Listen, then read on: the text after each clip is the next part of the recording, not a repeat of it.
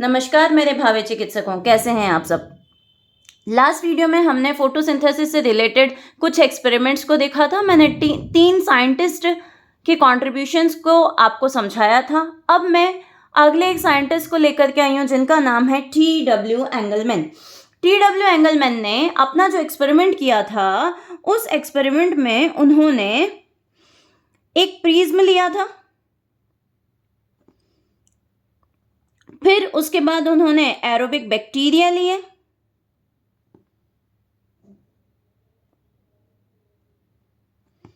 फिर green algae लिया, that is Cladophora. Cladophora एक फिलामेंटस ग्रीन एल्गी है।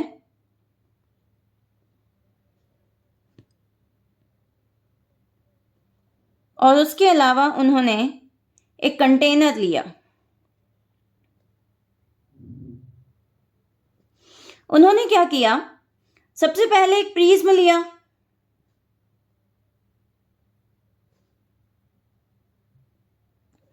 और इस प्रिज्म से लाइट को पास किया। और जब प्रिज्म से लाइट को पास किया तो वो जो लाइट है वो 7 कलर में डिस्ट्रीब्यूट हो गई, 7 कलर में डिफ्रैक्ट हो गई। जब लाइट हम कहेंगे कि लाइट जब प्रिज्म से पास हुई तो हमने देखा कि जब वो 7 कलर में यहाँ पे अलग अलग दिखाई देने लग गए, तो वो 7 कलर हमने कहा विबग्योर। ठीक है, लाइट जो होती है, white light is the white light को आप पॉलीक्रोमैटिक लाइट कहते हैं, उसके अंदर सभी कलर होते हैं, पर जब आप प्रिज्म से पास करते हैं तो वो 7 कलर में डिस्ट्रीब्यूट हो गई। इसके सामने हमने एक कंटेनर रखा। क्या रखा? इसके सामने हमने एक कंटेनर रखा, आप कह सकते हो एक बीकर रखा। ठीक है, और इसके अंदर मैंने ग्रीन एल्गी क्लेडोफोरा का रख दिया। फ्रेश वाटर पॉन्ड में देखने को मिलती है ये एल्गी। ठीक है, प्लस मैंने इसके अंदर सस्पेंशन ऑफ एरोबिक बैक्टीरिया रखा। क्या रखा? सस्पेंशन ऑफ एरोबिक बैक्टीरिया रखा। तो आफ्टर सम टाइम मैंने ये देखा, जब लाइट यहां से पास हुई तो मैं देख पा रही थी कि मेरे जो बैक्टीरिया हैं वो बैक्टीरिया आपके रेड रीजन में ज्यादा इकट्ठे हो गए, ब्लू और रेड रीजन में ज्यादा बैक्टीरिया इकट्ठे हो गए।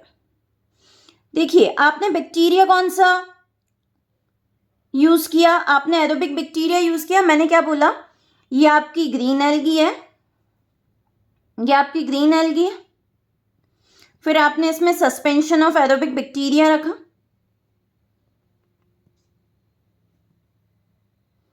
सस्पेंशन ऑफ एरोबिक बैक्टीरिया रखा।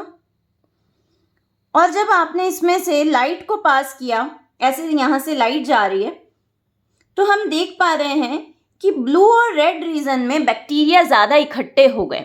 ऐसा क्यों? जब मैंने फोटोसिंथेसिस का इंट्रोडक्शन दिया था तो आई टोल्ड यू कि oxygen is the by product of photosynthesis. तो जहां पे ऑक्सीजन ज्यादा इवॉल्व हो रहा था, मीन्स वहां पे आपका ज्यादा बैक्टीरिया इकट्ठे हो गए। जहां ऑक्सीजन ज्यादा इवॉल्व हुआ वहां बैक्टीरिया ज्यादा इकट्ठे हो गए। और इस एक्सपेरिमेंट के बेस पे फर्स्ट टाइम एक्शन स्पेक्ट्रम को एक्सप्लेन किया गया था। What is action spectrum? Action spectrum वो है जो रेट ऑफ फोटोसिंथेसिस को बताता है on the basis of evolution of oxygen, कि रेट ऑफ ऑक्सीजन जितना ज्यादा ऑक्सीजन जितनी ज्यादा रेट से इवॉल्व होगा उतना ही रेट ऑफ फोटोसिंथेसिस होगा। तो आपने देखा कि ज्यादा जहां पे ऑक्सीजन इवॉल्व हो रहा था वो रेड और ब्लू रीजन थे, इसीलिए वहां पे एरोबिक बैक्टीरिया ज्यादा देखने को मिले। ओके, तो आई होप मेरे बच्चों को एंगलमैन एक्सपेरिमेंट समझ में आया होगा। इसी का एक इमेज आप आगे देखेंगे। देखिए, यहाँ पे ये जो डायग्राम है, ये जो इमेज है, इसमें आप क्या देख पा रहे हैं? क्रिस्टल एक प्रिज्म है जो कि वाइट लाइट को ब्रेक कर रहा है 7 कलर में। उसने ब्रेक कर दिया। उसके बाद आपने ये जो लिया था, ये यहाँ पे ग्रीन एल्गी था, ठीक है। उसके बाद यहाँ पे oxygen seeking bacteria means aerobic bacteria था। आपने लाइट पास करी तो आप यहाँ देख पा रहे हो कि ब्लू रीजन में ये पूरा नंबर ऑफ बैक्टीरिया इकट्ठे हो गए हैं और रेड रीजन में भी आपके बैक्टीरिया इकट्ठे हो गए, मीन्स उन्हें यहाँ पे ज्यादा ऑक्सीजन मिल पा रही थी, दैट्स वाई वो इस पर्टिकुलर रीजन में ज्यादा अच्छे से ग्रो कर पाए। आई होप एंगल मैन अब क्लियर होने चाहिए। नेक्स्ट साइंटिस्ट की हम जो बात करेंगे वो है Cornelius Van Niel. Cornelius Van Niel का जो एक्सपेरिमेंट है उसको बताने से पहले मैं बता देना चाहती हूँ, ये एक माइक्रोबायोलॉजिस्ट थे।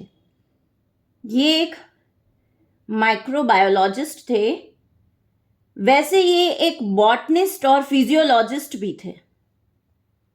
बॉटनिस्ट और फिजियोलॉजिस्ट भी थे। तो मेनली एनसीईआरटी इनके लिए एक्सप्लेन कर रही है कि कॉर्नेलियस वॉन नील जो हैं वो आपके जो हैं एक माइक्रोबायोलॉजिस्ट थे और इनका एक्सपेरिमेंट जो है फोटोसिंथेसिस के एक्सपेरिमेंट्स में बहुत इंपॉर्टेंट कंसीडर किया जाता है। जब आप फोटोसिंथेसिस को एक्सप्लेन करने जाते हैं, ठीक है, तो एक जनरल रिएक्शन आप फोटोसिंथेसिस की ऐसा लिख सकते हैं कि मैंने बोला कि मेरे पास CO2 है और अगर वाटर है, जैसा मैंने आप लोगों को इंट्रो में बताया हुआ है, फिर ये वाटर इस CO2 को रिड्यूस करेगा तो CH2O प्लस वाटर खुद ऑक्सीडाइज हो जाएगा और ऑक्सीजन इवॉल्व हो गया। ये तो एक नॉर्मल बात हो गया। और इस तरह की जो इक्वेशन है we can write for green plants. किसके लिए लिख सकते हैं ये इक्वेशन? ग्रीन प्लांट्स के लिए। अब मैं एक्चुअली कॉर्नेलियस वॉन नील को टारगेट करते हुए आगे बात करती हूँ।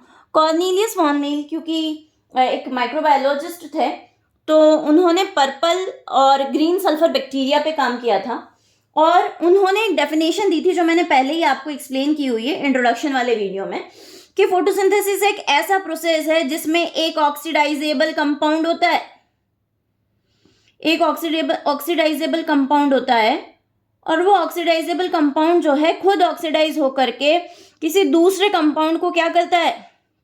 रिड्यूस करता है, उसका रिडक्शन करता है। उसका क्या करता है? रिडक्शन करता है। तो एक मैंने यहाँ पे एक रिएक्शन लिख रही हूँ तो आप उसे देखिए जरा। मेरे पास क्या है? CO2 है प्लस मेरे पास कोई ऐसा कंपाउंड है जो ऑक्सीडाइजेबल है, ठीक है। आई एम नॉट सेइंग कि मैं वाटर ले रही हूँ, आई एम नॉट सेइंग कि मैं कोई दूसरा कंपाउंड ले रही हूँ, मैंने यहाँ पे लिखा H2A, ठीक है। अब फिर मैंने यहाँ पे क्या बना दिया? फिर मैंने यहाँ पे कार्बन को रिड्यूस कर दिया और ऑर्गेनिक कंपाउंड बना दिया। देन मैंने यहाँ पे water as a by product release करा, ठीक है, और ये जो दूसरा जो कंपाउंड था वो यहाँ पे बाहर रिलीज हो गया। अब मैंने कहा कि कॉर्नेलियस वॉन नील जो हैं इन्होंने किस पे काम किया था? Purple and green sulphur bacteria पे।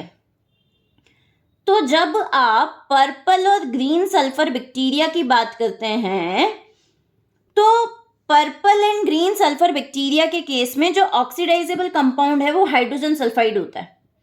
कौन होता है? हाइड्रोजन सल्फाइड होता है। तो कॉर्नेलियस वॉन नील ने purple and sulphur green bacteria पे काम किया और उसके लिए मैं यहाँ पे रिएक्शन लिख रही हूँ। मेरे पास क्या है? मेरे पास CO2 है प्लस मेरे पास हाइड्रोजन सल्फाइड है, लाइट है और पिगमेंट है। अब क्या होता है? यहां पे ग्लूकोज आपका बनेगा, ऑर्गेनिक कंपाउंड डेफिनेटली आप बनाएंगे, प्लस आप यहां पे वाटर के मॉलिक्यूल रिलीज करेंगे, ठीक है, प्लस यहां पे मैंने सल्फर एनवायरमेंट में रिलीज किया, ठीक है। क्योंकि ऑक्सीडाइजेबल कंपाउंड क्या था? H2S, तो इसने अपने हाइड्रोजन इसको दे दिए और सल्फर और खुद क्या हो गया? ऑक्सीडाइज हो गया और इसने इसको रिड्यूस कर दिया। सेम इक्वेशन या सेम रिएक्शन अगर मैं ग्रीन प्लांट के लिए या फिर ब्लू ग्रीन एल्गी या साइनोबैक्टीरिया के लिए लिखूं तो उसमें मुझे ऑक्सीडाइजेबल कंपाउंड या प्रोटॉन डोनर जो है वो वाटर लेना पड़ेगा। ऑक्सीडाइजेबल कंपाउंड या प्रोटॉन डोनर जो है वो वाटर लेना पड़ेगा। तो उसका रिएक्शन में क्या लिख सकती हूँ? 6CO2 plus 12H2O give about C6H12 O6 plus 6H2O plus 6O2।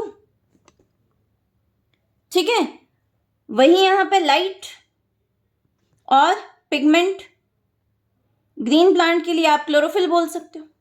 अब क्या हुआ, ये खुद तो ऑक्सीडाइज हो गया, इसने इसको रिड्यूस कर दिया, ग्लूकोज बना दिया और एनवायरमेंट में क्या रिलीज कर दी, ऑक्सीजन रिलीज कर दी।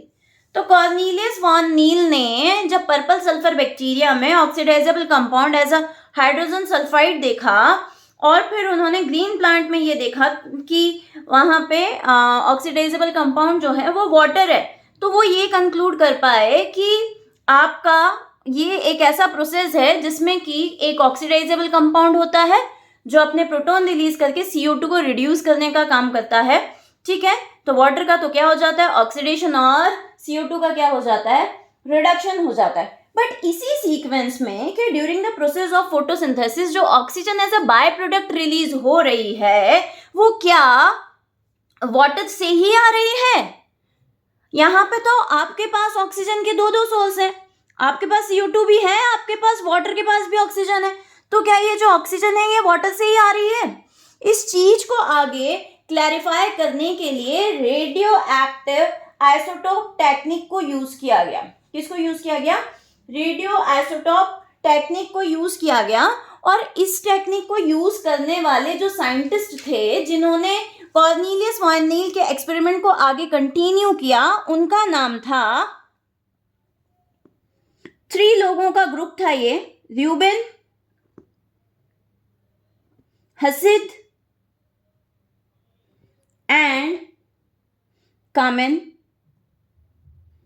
ये 3 साइंटिस्ट थे और इन्होंने क्या किया, रेडियो आइसोटोप टेक्निक को यूज किया और इन्होंने एक बार CO2 जो है वो O18 वाला लिया और एक बार वाटर जो है वो O18 वाला लिया। तो मैं पहले वाटर O18 वाला लेके बता रही हूँ। You have 6 CO2 molecule plus आपके पास 12 H2O और यहाँ पे ऑक्सीजन जो है वो O18 वाला है। ठीक है, सनलाइट,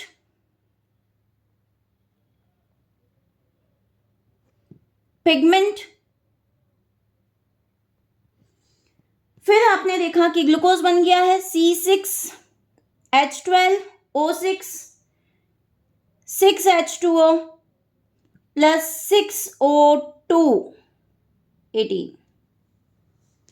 ठीक है, यहां पे आपके पास CO2 के पास जो है अपने क्या कहते हैं जो ऑक्सीजन है उसके कितने 12 एटम थे, 6 2 12।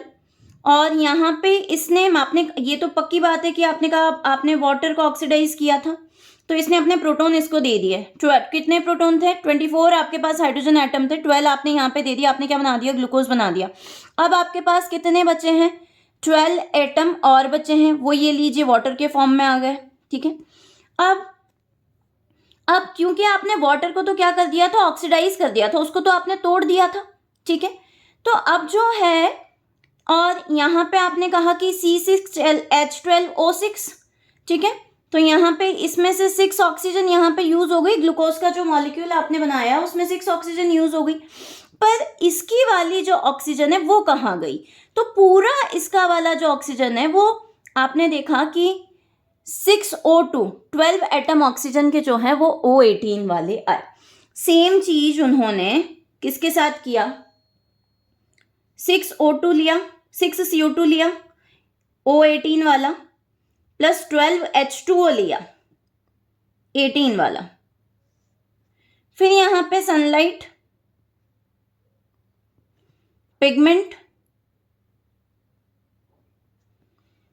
C6H12। अब देखो आपने इसको रिड्यूस किया ना तो उसका तो ऑक्सीजन वहीं रहेगा, जैसे यहाँ पे आपने देखा था कि इसके पास हाइड्रोजन आ गए थे पूरे। ठीक है, तो ये यहाँ पे आ गए और ये खुद ऑक्सीडाइज हो गया था, तो यहाँ पे ये जो ऑक्सीजन है ये अपनी जगह रहा, प्लस वाटर मॉलिक्यूल 6H2O 18, और यहाँ पे जो ऑक्सीजन उन्होंने देखा कि इवॉल्व हुई वो O18 वाली इवॉल्व नहीं हुई।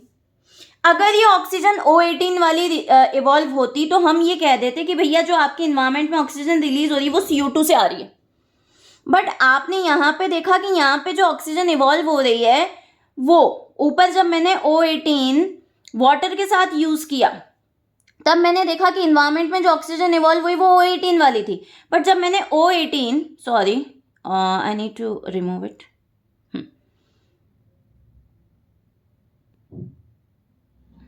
जब मैंने 18 CO2 के साथ यूज किया तो मैंने देखा कि ग्लूकोज जो मेरा है, ठीक है, वो 18 वाला आया, ठीक है, और वाटर 18 वाला आया। अगर यहाँ पे जो इन्वायरमेंट में मेरा जो CO2 रिलीज हो रहा है, सॉरी इन्वायरमेंट में जो O2 रिलीज हो रहा है, ये इन्वायरमेंट में रिलीज हुआ O2 आपका O18 वाला आता, तब तो मैं कहती कि ये जो ऑक्सीजन में इन्वायरमेंट में आई है वो CO2 की वजह से आई है, ठीक है। बट ऊपर की तरफ मैंने देखा कि ऑक्सीजन जो आया है वो O18 वाला आया है, इसलिए आप ये कह पाते हो कि जो H2O है वो खुद ऑक्सीडाइज होकर इनके इन्वायरमेंट में क्या रिलीज कर रहा है, ऑक्सीजन रिलीज कर रहा है, और CO2 को अपने प्रोटॉन देके उसे रिड्यूस कर रहा है।